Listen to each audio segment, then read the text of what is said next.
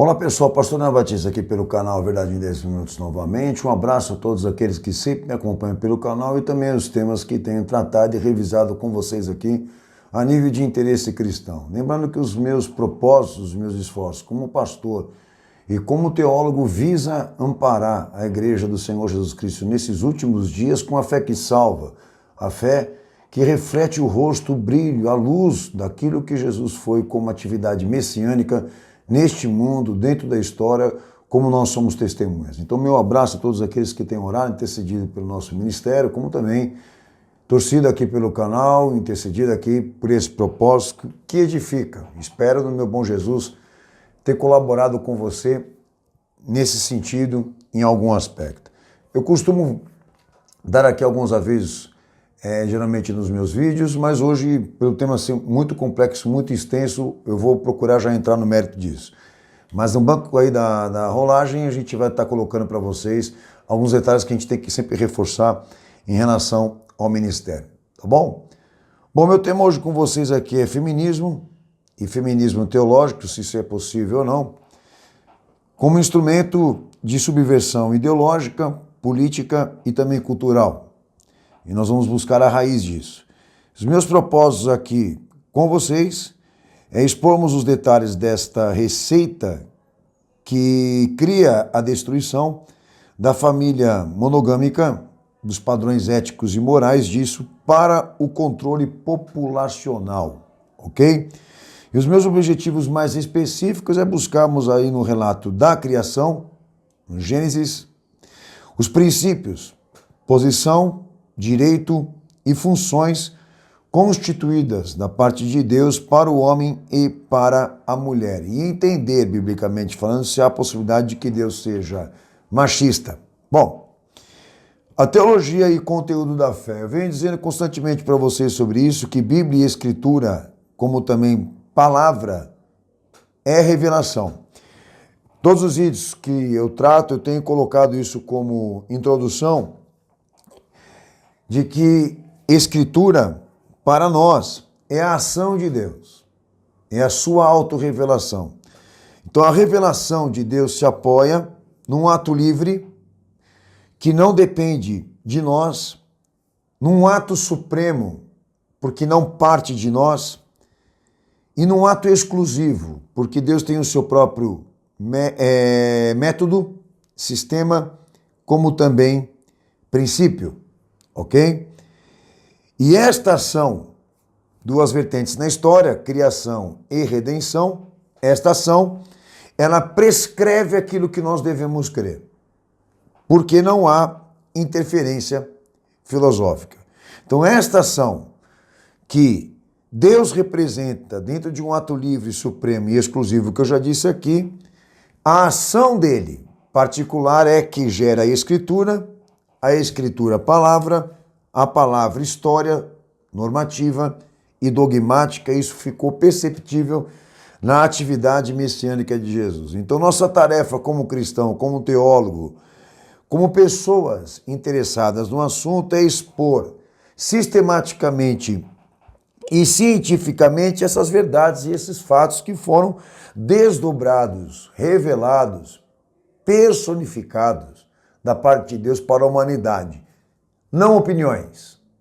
Senhores, na teologia não existe opinião. Você começou a falar com base na sua própria interpretação, você já perdeu mérito, tá? Bom, a observação aqui é que não existe realmente interferência filosófica, sequer cultural, sequer ideológica, em tudo aquilo que a gente julga atributos e decretos divinos, tá? Porque devem ser impecáveis, porque senão não são divinos. Ok? Porque não podem ser sagrados se o homem tem participação. Como segue Romanos 1, 18 ao 20, Mateus 11, 27, João 7, verso 8 ao 29, João 3, do verso 16 ao 21, 2 Pedro 1, 20, 21, 2 Pedro 3, verso 14 ao 18, Gálatas 1, verso 10 ao 12, Gálatas 1, verso 7 ao 9, ok? O que não poderia, em hipótese nenhuma, Deus ser machista ou feminista, tá? Porque se tratam de ideologias e a gente vai buscar essa raiz aí, ok? Então fica aqui a minha recomendação a todos vocês, que vocês não deem crédito, não deem mérito Não dê importância, ok? Quando perceber que a teologia que está sendo expressa, testemunhada por um indivíduo como eu, a autoridade dele se apoie nisso, naquilo que ele pensa, naquilo que ele acredita, naquilo que ele acha, naquilo que ele defende, com base em sentimentos e razão. A gente chama de emancipação da razão. Não existe emancipação de razão na teologia, senhores. A razão existe para entender e compreender a revelação de Deus. A emancipação não é para a razão, é para a autorrevelação. E eu venho constantemente dizendo isso a vocês. As ideologias, elas têm um único objetivo dentro da igreja: afastar a igreja da revelação, dos fatos, do ato e do fato concreto de Deus. Bom, respeitando isso, eu vou decorrer aqui na parte teológica desse tema. Bom, a gente entra em Gênesis e ali nós temos o relato da criação, quando Deus ele se prontifica, dentro daquela vertente, comprovar de si mesmo a capacidade de criar e formar as coisas perfeitas, isso é inquestionável, ok? E como eu disse aqui, né, o princípio desta ação gera escritura para nós. Então, a Bíblia ela é um relato testemunhal. A revelação é o ato e o fato, ok? Então, aquilo que prescreve o que nós devemos crer é aquilo que Deus se prontificou em fazer. E aquilo que ele fez e criou, por si só prega uma unidade, prega o caráter, prega a vontade, prega esta perfeição, tá? Então, os desdobramentos desse acontecimento falam mais alto do que a Bíblia. A Bíblia só está aqui como instrumento para organizar o pensamento teológico, não para representar o ato e o fato de Deus. Mas vamos lá, ok? Existem 3 divisões no relato da criação, do que diz respeito ao que Deus instituiu para o homem e para a mulher: a posição, o direito e as funções. Eu vou começar pela questão da posição. Do que foi ordenado por Deus, dentro do relato, primeiro o homem foi construído e criado como obra diversificada em relação à mulher, como personalidade e agente de reprodução, imprimindo a imagem de Deus e definindo que o homem compreende a imagem de Deus. Não a imagem estética, mas a imagem de seus atributos. Ele prega a imagem de seus atributos, ok? O que deveria ser entendido que enquanto o homem compreende a imagem de Deus ou testemunha a imagem de Deus, a mulher compreende e testemunha a imagem do homem porque de uma parte dele foi feita. Essa é a posição da ordem cronológica das coisas criadas, que para alguns aí de repente já pode pensar em secundarização feminina. Esquece, isso não aconteceu, eu só estou ainda na primeira parte. A mulher veio depois por um propósito que a gente não tem como julgar. Por que Deus criou primeiro o homem e depois a mulher? Não tem como julgar, ele não explicou isso para ninguém. Mas em compensação não compromete ambas as partes, ok? Não gera aí uma hierarquia de posição. Não existe hierarquia na posição. Tá? Por mais que um veio primeiro, a outra veio depois, não existe diferença entre os dois. Bom, por isso que é necessário a construção desses princípios de posição, direitos e funções, tá? Então, dentro dessa posição, o entendimento da palavra é que, vindo o homem primeiro, Deus imputou a ele toda a responsabilidade de administrar todas as coisas criadas. Vindo ele primeiro, ele assumiu responsabilidade, não superioridade. Essa é a questão, o mesmo sentido que tem para a igreja. Que se você for lá dentro da igreja, você vai ver que a mesma ordem ela foi estabelecida de que não existem cargos, lembra? Existem responsabilidades. Não existe quem preside, existe o responsável. Quem preside é Cristo. Então, é o mesmo detalhe. Adão recebeu a responsabilidade, não a superioridade nessa posição de ser o primeiro, ok? Ele reflete a imagem de Deus e a forma como Deus, na verdade, quis exigir dele foi exatamente isso, dando a ele o poder da administração. não da superioridade. Mas vamos lá, seguindo aqui. Bom, segundo detalhe, direitos. Então, vindo primeiro o homem e segundo a mulher se forma adulta, fêmea e esposa. Adulta como Adão, tá? Fêmea e esposa, como Gênesis 2, 18 ao versículo 25 relata. Então, a formação da mulher a partir da costela realizada do homem prega uma unidade de natureza, íntima afinidade e de igualdade de direitos em relação ao homem. Tanto o homem como a mulher testemunham ser uma obra criada de Deus. Ok? De profundo significado matrimonial. Tá? Aí surgem textos como Mateus 19, verso 3 ao 5, quando Jesus ele prega o princípio dessa questão, Marcos 10, verso 7 ao 8, 1 Coríntios 6, 16, Efésios 5, 31, Romanos 7, verso 1 ao verso 3, Paulo também dá uma noção sobre isso. E surge o primeiro casal humano.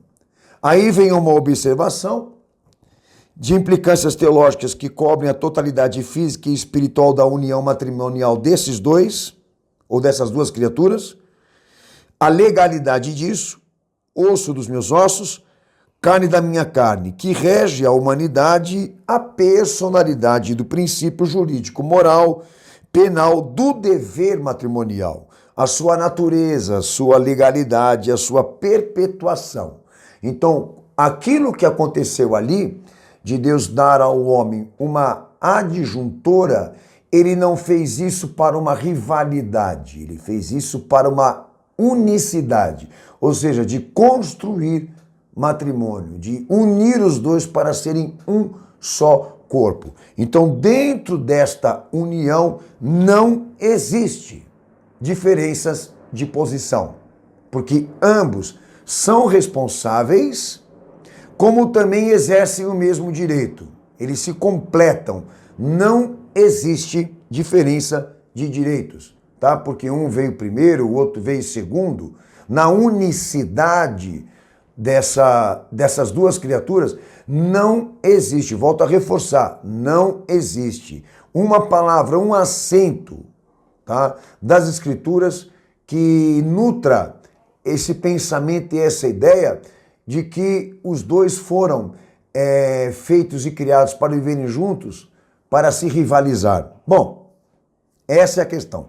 Dentro desta posição e desse direito que eu estou explicando aqui, que forma padrão matrimonial para a igreja hoje, o princípio para a igreja hoje é reger moral e deveres civis, jurídicos do matrimônio, até ético, ok? Bom, dentro dessa posição de direitos, há traços ali importantes que o pastor tem que relatar aqui, e é isso que eu estou lendo aqui. A eliminação de qualquer hipótese da secundarização da mulher, de que ela tenha sido feita por Deus para que fosse escrava do homem. Eliminação de qualquer hipótese de que isso realmente tenha acontecido ali, tá? Porque não está descrito, não está formulado, não está testemunhado por Deus esse propósito, que a mulher seja um objeto do homem. Não, ela vem para exercer a unicidade, a unidade, ok? Bom, outro detalhe, a eliminação de ideias como poligamia. Olha, se Deus fez para o homem uma mulher só porque depois vieram homens ali na frente querendo mais do que uma. Aí vocês precisam entender que isso aí foi uma corrupção que se penetrou em Israel. A poligamia é corrupção, é iniquidade, é pecado e foi sustentada até por muitos que vocês consideram heróis da fé, ok? Homens de fé, mas que pecaram, que se comprometeram. Essa noção aí, essa ideia de que o propósito de Deus com esses homens no mundo era a procriação. Tá? Não, o que procriou, o que gerou por intermédio deles foi o pecado. Aí tem que fazer aquele trabalho de medidas para entender o que é do homem e o que é de Deus aí. Mas em compensação, como disse o meu Senhor lá em Mateus capítulo 19, no princípio, Deus fez uma mulher só para o homem. O que ele ratificou no Evangelho. Bom, um outro detalhe a poliandria, que também foi uma tendência palestina pré-semita, tá? Onde mulheres podiam ter mais do que um marido. Enfim, então são essas tendências que surgiram depois, que estão apoiadas em traços culturais, que devem ser descartadas como direitos constituídos por Deus, porque o padrão não ensina isso, ok? Então, dentro da posição e do direito que Deus instituiu para o homem e para a mulher, ali existe só um matrimônio, macho e fêmea, e os dois que Deus criou uniu para ser uma só carne. E dentro desta posição e desse direito existem responsabilidades dentro de uma igualdade de direitos. É uma coisa muito simples de se entender, de se compreender. Por mais que o homem reflita a imagem de Deus e a mulher a imagem do homem, não existe, melhor dizendo, complexidade de entendimento disso que eu estou falando aqui. Agora, aonde entra a chave hermenêutica disso? Que quando nós entramos na esfera das funções, como eu já havia falado, porque existem 3 divisões. Quando a gente entra na esfera das funções, aí o relato de Gênesis nos traz a queda do homem perante Deus, a queda para o pecado, definindo que houve uma alteração dessa estrutura original, da posição do homem perante Deus e também da mulher. Aí a posição e o papel subordinado da mulher ao homem passa a ser um resultado do julgamento de Deus por causa do pecado e não da criação. Nesse exato momento em que o homem cai no pecado e a mulher com ele, sendo ela a primeira a pecar, se você for ver a ordem aí, a primeira a receber e conceber a concupiscência da rebeldia e da desobediência com Deus foi a mulher, e a mulher chega e propõe isso ao homem, ok? Então, ali dentro desse acontecimento da queda, Deus ele gera o julgamento para os dois, alinhado exatamente na medida do que cada um merecia ali, e a subordinação da mulher ao homem é uma sentença do julgamento de Deus e não da criação, porque Deus não criou a morte, Deus não criou o pecado, e Deus também não criou essas indiferenças entre o homem e a mulher. O que gerou foi o pecado. Bom, aí surge a perspectiva, lá em Gênesis 3, verso 15 ao 16, a perspectiva parentesco, sociedade e família. Essas estruturas formam-se uma hierarquia pós-queda, tá? Que segundo as escrituras sagradas pela sentença de Deus, nunca haveria acertos. Entre o homem e a mulher, dentro do parentesco, da sociedade, da família, essa hierarquia, ok? Nunca ela se acertaria. É a marca do pecado, é a marca da corrupção. Os dois nunca mais dariam certo, entendeu? E na medida que o pecado e a corrupção evoluiu, dado exatamente a rejeição redentiva de Cristo, a humanidade prega isso daí, se potencializa ainda mais essa indiferença entre os dois. Porque o estado original e perfeito, na criação pré-queda, né, antes da queda, era para ter dado certo. Pós-queda, aí nós temos sérios problemas. E sérios problemas que eu estou querendo exatamente identificar com você aqui. Porque aí passam a existir realmente funções. Passa a existir uma hierarquia. Passa a existir uma subordinação. Pelo decreto de Deus. Agora você vai entender. Que aí quando a gente entra no Evangelho, a pergunta exatamente é: por que Deus desce numa versão homem e não mulher? Entendeu? Tendo em vista que lá no texto de Mateus 22, 30 e Lucas 20, do 34 ao 36, Jesus deixa claro que não há gênero, não há sexualidade na natureza dos anjos, assim como também em Deus, assim como também nele. Não existe sexualidade, não existe gênero, tá? Na perspectiva redentiva da qual ele estava e se manifestou. Deus não é homem nem mulher, o Salvador não é homem nem mulher, mas desceu aqui entre nós, revestido de um homem, Pastor, como que a gente explica isso? É muito simples. Porque segundo a palavra de Deus, Deus desceu para nos servir se revestindo de um homem. Porque ele assumiu a frente de consertar aquilo que Adão fez, sendo o mais responsável de tudo que aconteceu. Por mais que a mulher tenha pecado primeiro. Então o messianismo de Jesus se cumpriu no revestimento de um homem para que ele, pela sua obediência, né, sendo ele o único homem perfeito, todos nós fôssemos salvos.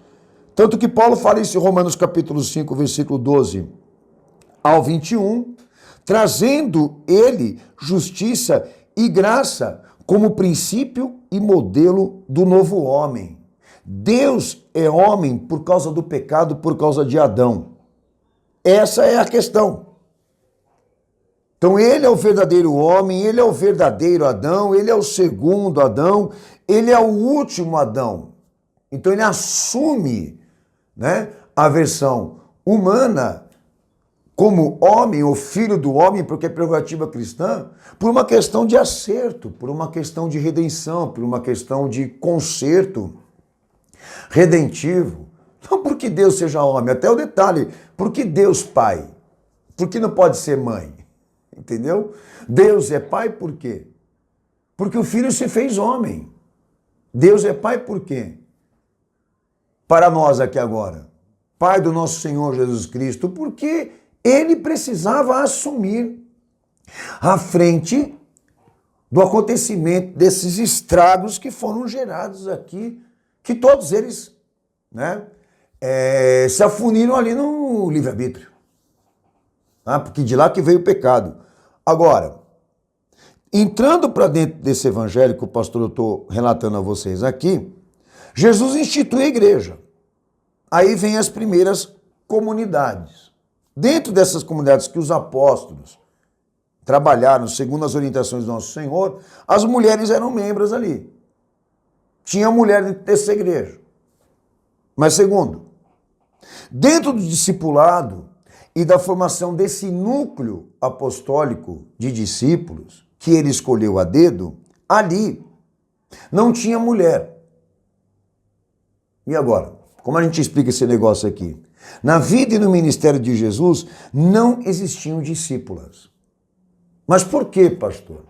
Porque ele respeitou o decreto do julgamento. Jesus manteve esse decreto no evangelho de que a mulher realmente se mantivesse subordinada aos homens. Essa é a explicação. Por isso que elas não estavam na mesa da Santa Ceia, por isso que elas não foram escolhidas a dedo para gerar essa estrutura apostólica, por isso que mulher lá dentro da igreja não era pastora, não era apóstola. Não é porque Deus é machista, porque o decreto não foi revisado. O decreto se manteve até no ministério do nosso Senhor Jesus. Agora, detalhe, eram membras, diaconisas, eram profetas, exerceram ministério, tinha ministério entre elas, mas não eram líderes. Não eram líderes. Aí forma-se a concepção padrão da igreja neotestamentária, que segue como modelo para as demais, e obviamente entendendo e compreendendo que não existem cargos, mas responsabilidades. Lembra que eu te falei? Agora, o que é ilegítimo? Colocar a mulher como pastora e como apóstola, porque lá dentro dessa igreja isso não existiu. A mulher tem a sua participação, ela tem a sua importância, ela tem a sua responsabilidade, mas há uma hierarquia também dentro da igreja que precisa ser respeitada, porque Jesus ratificou o julgamento e a sentença. Mas ambos, homem e mulher cristãos, assumem posição e mesmo direito. Tá? Agora, o outro detalhe, família, matrimônio. Existem orientações dentro da igreja, como conteúdo neotestamentário, que os apóstolos trazem implicações eclesiásticas de que a mulher seja a mulher do lar, a mulher da família, que ela seja, né, a edificadora do lar. Isso é machista? Não, essas orientações aqui cumprem a hierarquia das funções. A mulher tem essa função, o homem tem a outra. Isso é conteúdo cultural, isso é conteúdo ideológico? Não. Porque Jesus ratificou os mesmos padrões de funções ou do exercício da função do que compete ao homem e do que compete à mulher. E isso aconteceu até dentro da igreja, tá? Que eu já falei aqui. Agora, quebrando essa, entenda, quando eu falo subordinação, eu não falo escravidão. Mas quebrando essa hierarquia, quebrando essa instituição de posição do homem e da mulher nas funções, nas responsabilidades, você arca com as consequências. Porque nós vamos entrar no mérito aqui exatamente do que é a família hoje. Existiu uma quebra desse padrão, foi instituída uma quebra desse padrão, e a família está como hoje? A família está de que forma hoje? A mulher sendo confiscada de dentro do lar, da sua responsabilidade de edificar, de construir ali dentro, entre os filhos, educação, obviamente com a cooperação do homem, etc., mas com essa divisão de responsabilidades. Misturando tudo isso, a experiência foi boa? Você que diga aí, pô. Porque dentro da sociedade ela pode exercer liderança, mas dentro da igreja e dentro da família, não. O homem ali é o cabeça da mulher e ali foi permanecido, não sei se eu posso dizer essa palavra, ou permaneceu ali o julgamento e a decisão de Deus. No princípio, eu vou falar textos que você vai entender, tá? 1 Pedro 3:1, 1 Timóteo 3:4, Efésios 5:28, Efésios 5:22, Efésios 5:23 ao 25, Gênesis 2, verso 23 ao 24, 1 Pedro 3, verso 7, Efésios 6, verso 1 ao 4, Romanos 7, verso 2, 1 Timóteo 5:14, Hebreus 13, verso 4, 2 Timóteo 3, verso 6 ao 8, ok? Então, para deixar registrado aqui, a mulher dentro do ministério, do discipulado, do movimento apostólico, a mulher não poderia exercer funções de liderança. Ela não tinha um papel ativo na relação direta com Cristo. Isso tem que ser entendido por vocês. Mas, em compensação, não existe secundarização da mulher, quebra dos direitos, como também não existe função desigual entre ambos, porque é medido por responsabilidades, tá? E também hierarquia de ministérios, tá ok? Então, por favor, se você obviamente discordar de mim, me explique de uma outra forma por que Jesus, ele não fez opção ou porque ele não fez preferência em chamar a mulher para ser discípula e estar à mesa com ele para celebrar sua fé redentiva, tendo em vista que ambas são criações de Deus e também objetos e alvos da redenção de Cristo. Por que ele não colocou na lista daqueles que ele escolheu a dedo? Essa é a questão que confunde todos vocês aqui, tá? Que o evangelho, ele preserva na esfera da atividade messiânica de Jesus, ele preserva a sentença da subordinação da mulher ao homem, colocando o homem como cabeça dela, não como escrava, volto a dizer a vocês aqui, tá bom? Essa é a minha parte teológica com vocês e a gente agora entra na questão da denúncia e a gente vai buscar exatamente as raízes desse movimento feminista e você vai entender melhor essa questão. Bem, senhores, a fonte que eu vou usar aqui é o artigo do Dr. George Martini, presidente da Associação Brasileira de Estudos Populacionais no Brasil, com a participação da doutora Renata Gunson, farmacêutica bioquímica.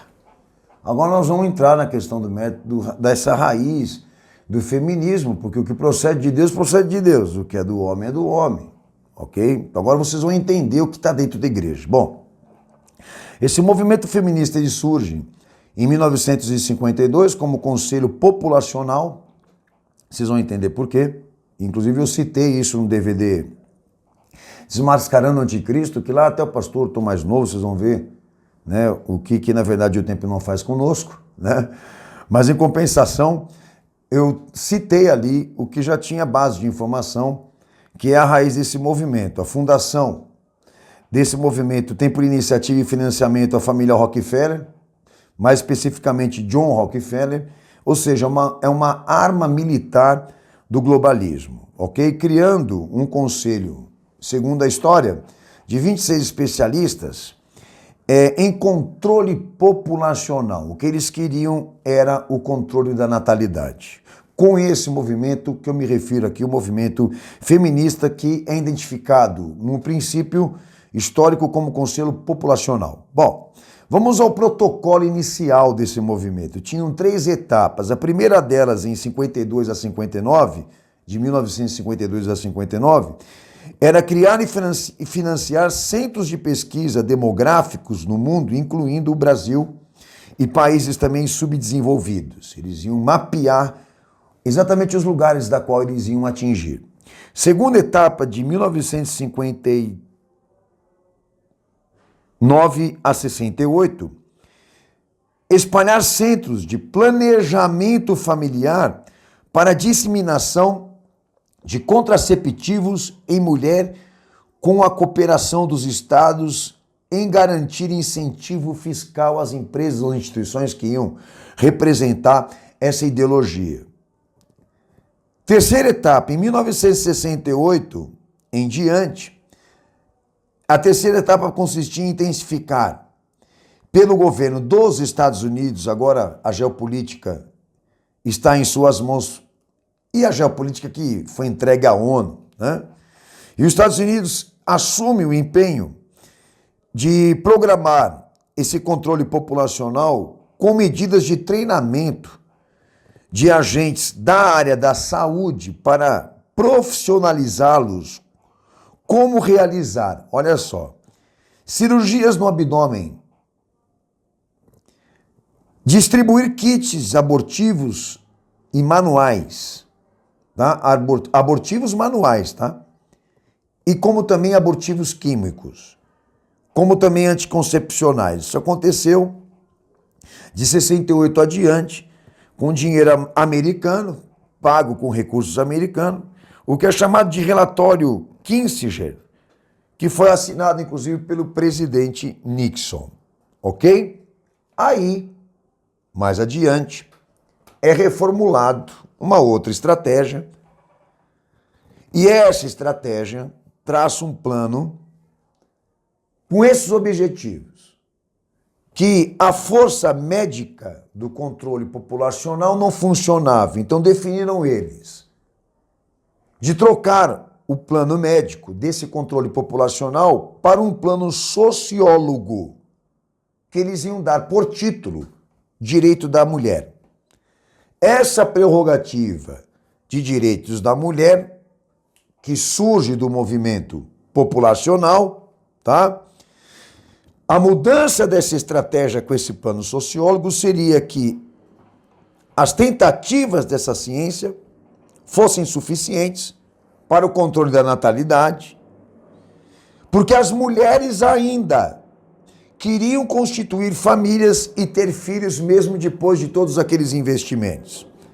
Então eles passam exatamente a levantar esses ativistas da saúde da mulher, que surge com o trabalho específico da famosa Endrine Germani, ativista da Fundação Globalista Ford, funcionária da família Rockefeller, que em conversa e reunião com John Rockefeller, ela sugestiona a mudança do plano médico para a mudança do plano social, de exatamente construir medidas ou gerar protocolos de mudança que estivessem mais focadas não só em abortar, mas nisso aqui, em minar a estrutura social e familiar, extinguir a família monogâmica, para que a mulher desistisse de ter filhos,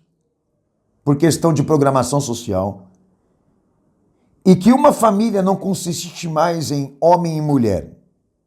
O fim da heterossexualidade. E definindo que o papel das instituições educadoras desse novo protocolo de ativismo feminista que esse protocolo atingisse não só as instituições estatais, como também religiosas, para investir, olha só, em agenda gay, educação sexual precoce e as demais coisas que vocês agora, obviamente, estão vendo acontecer, que a gente já sabe há muito tempo, mas agora está vindo à tona. Há 4 etapas aqui desse segundo plano sociólogo. A primeira delas, a transformação da economia e do mercado de trabalho associado à mulher. Tirar ela do lar e botar ela para trabalhar. Segundo ponto, vocês têm que entender que esse esquema aqui foi gerado dentro da cabeça demoníaca. Aí, se você atendeu as demandas desse gerenciamento social, isso é um problema seu. Eu estou buscando a raiz do movimento e do pensamento, que você não pode jamais dizer que é teológico. É ideológico. E a história confirma por si só. É importante dizer isso para vocês aqui. Eu não jogo no time de ninguém. Ok? Segundo passo. O impacto da tecnologia na transformação humana. Do que diz respeito ao trato das educações. Eles precisavam da inclusão. E o o sistema tecnológico ajudaria. Terceiro ponto.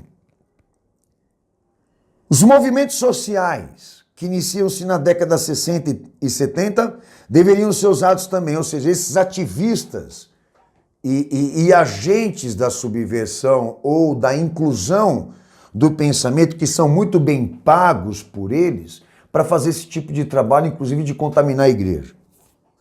Por isso que eles pregam com tanta ênfase. Não porque eles acreditam, porque eles são pagos para cumprir esse papel. Bom, e o quarto ponto, que é a globalização. E aí vem a globalização desses fatores aqui. Direitos sexuais e reprodutivos, educação das crianças, deveria ser um assunto público, não do pai e da mãe.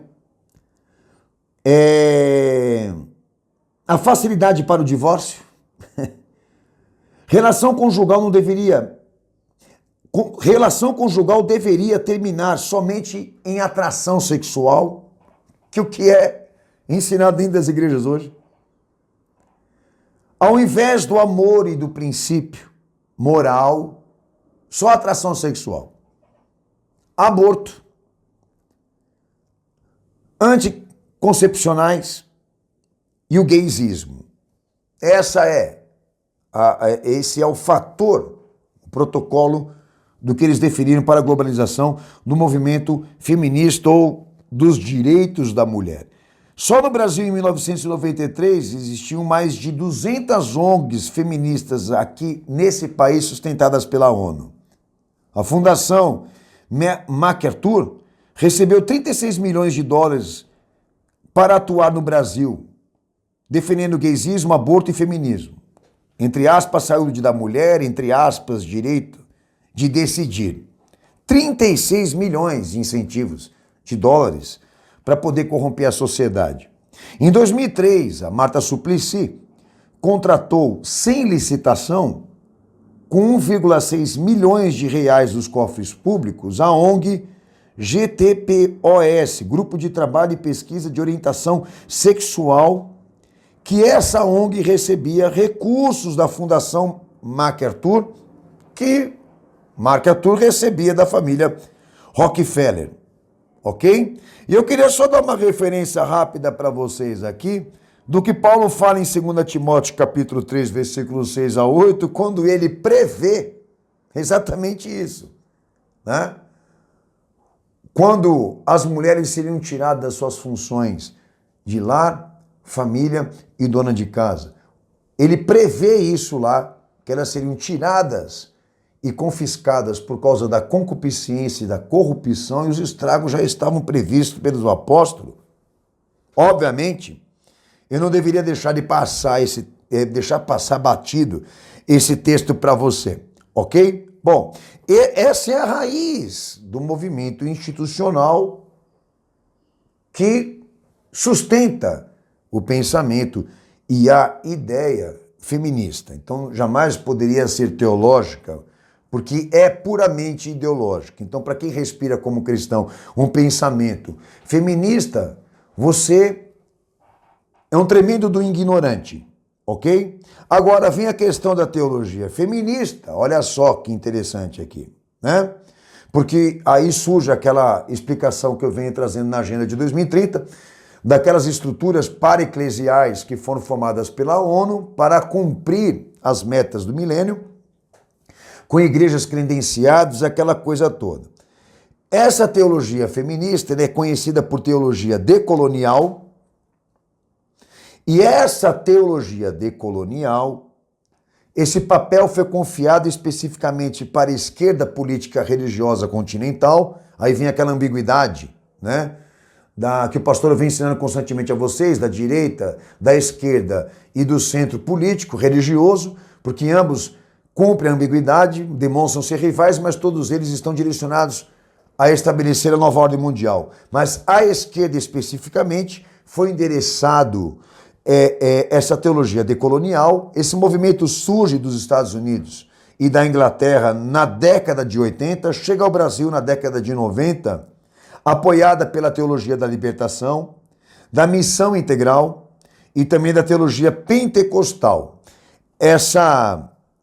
Me perdoem, essa estrutura também é reconhecida como Sociedade Socioanalítica, a MSA, que é uma estrutura de movimentos de desenvolvimento e cooperação para-eclesial, que traz aquela vertente do radicalismo social, daquele pensamento da escatologia do novo mundo, que agrega, olha aí, movimento interreligioso, movimento intercultural, ecológico, ético, prático, e divididos exatamente nessa tarefa teológica.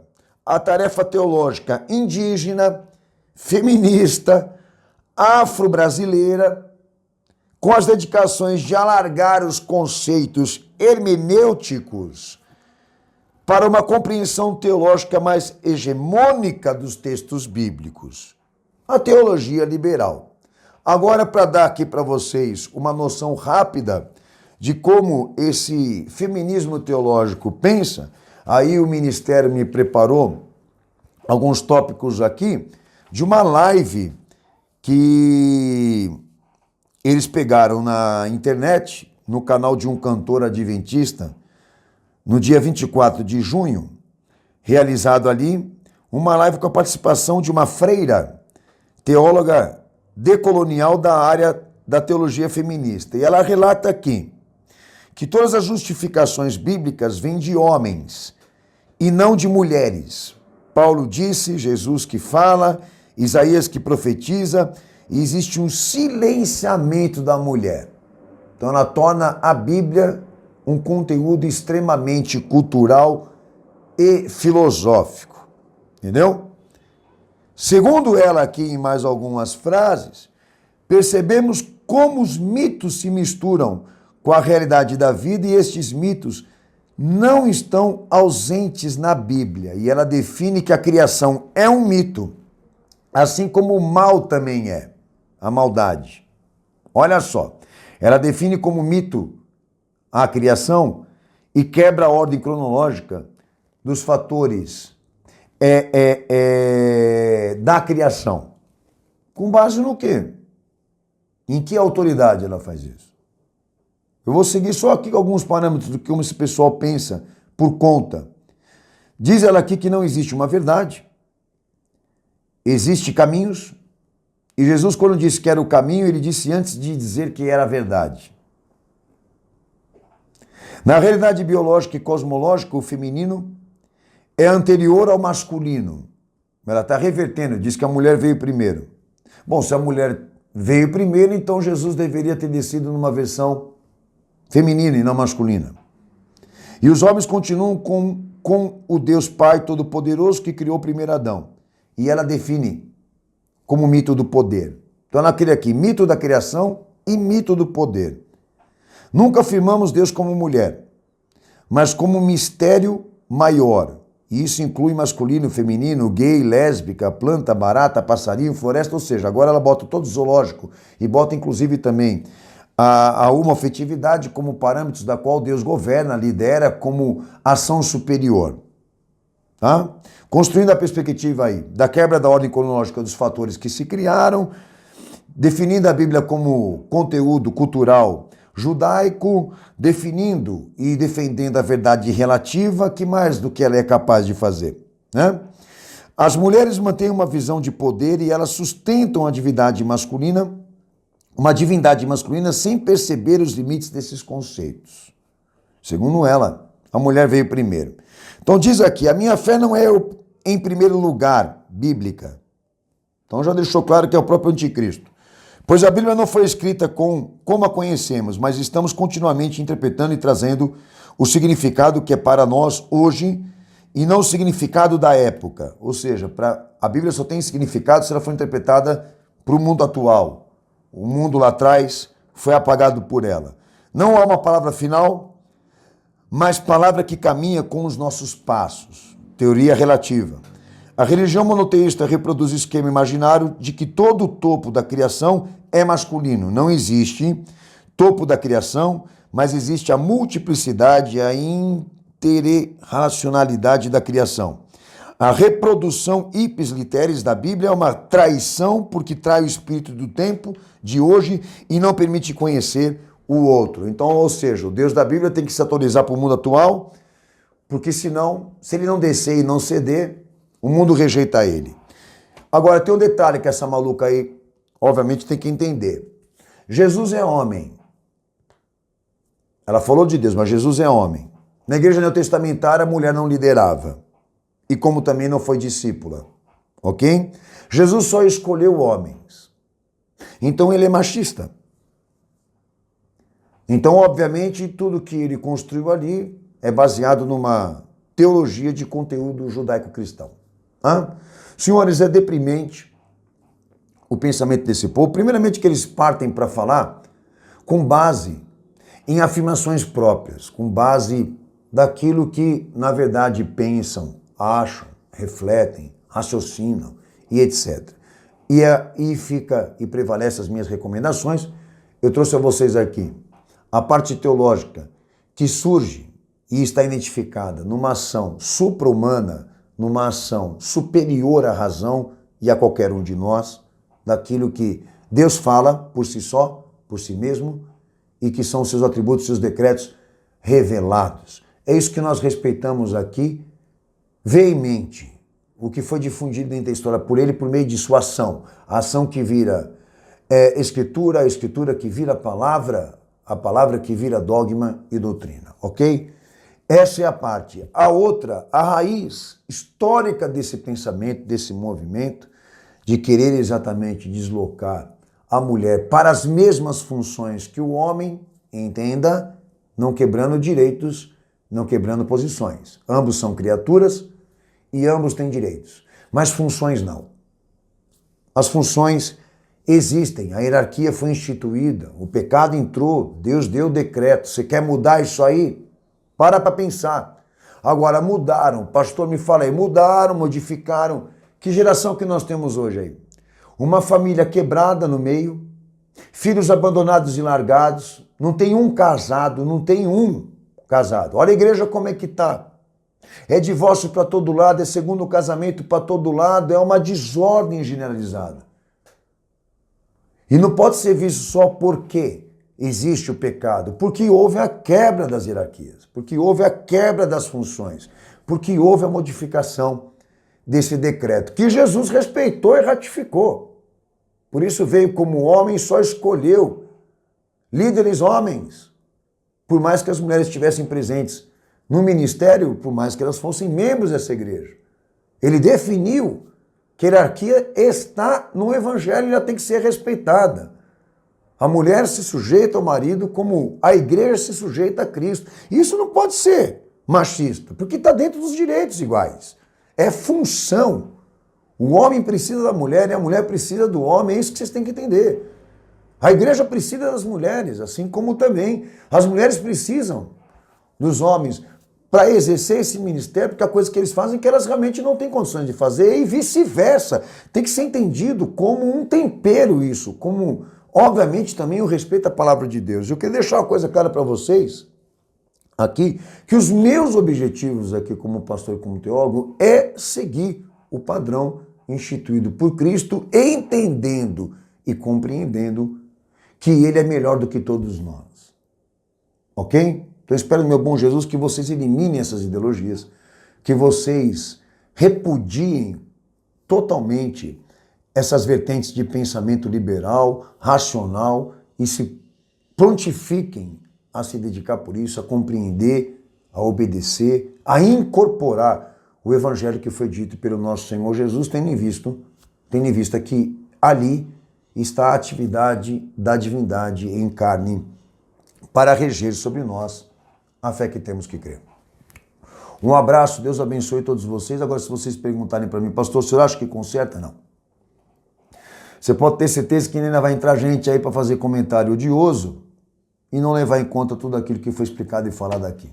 Vocês têm duas coisas para quebrar aqui: teologia bíblica e história. Um abraço. Deus abençoe. Maranata, Jesus está voltando. Nos vemos no próximo vídeo, senhores. Um abraço a todos vocês.